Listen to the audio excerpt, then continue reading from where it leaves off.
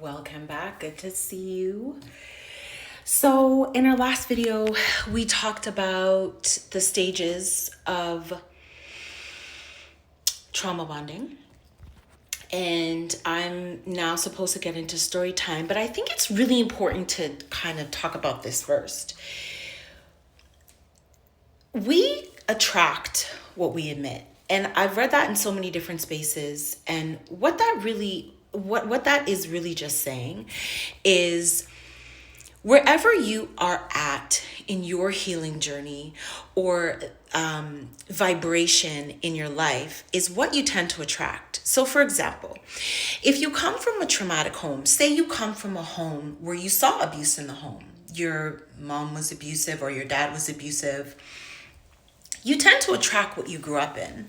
And unless you've done the work to transcend that abuse and to move past and really work on some of the things that you carried from that traumatic childhood, you're going to end up attracting trauma.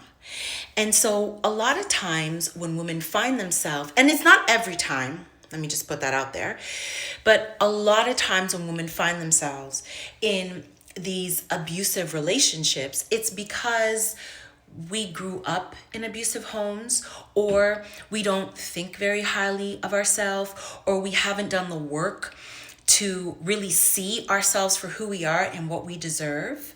And so I know for myself, speaking personally, I grew up in a home where there had been abuse from a young age. And prior to meeting my ex, I did not really take any time to go to therapy or to work on myself or to even see the value and the worth in who I was as an individual. And so looking back now, after having done that work, I can see how or why I would have attracted him. And so I think that that's really important to talk about, because in any situation that we find ourselves in, we always have to be self-aware, and we have to take stock of what we may, whether it was intentional or unintentional, what we may have done to contribute to bringing that particular issue into our lives. So I just really wanted to do a quick little video about that and ask you to kind of step back if you are in this situation or if you're out of the situation, to kind of step back and see what you can do to better align with yourself and to take better stock of who you are and what you deserve and what you don't deserve.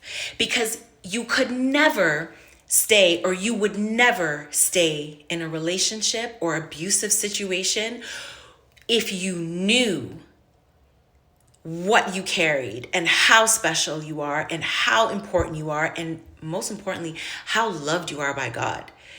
And God does not put us here. Remember, God did not put us here to be beat on by people.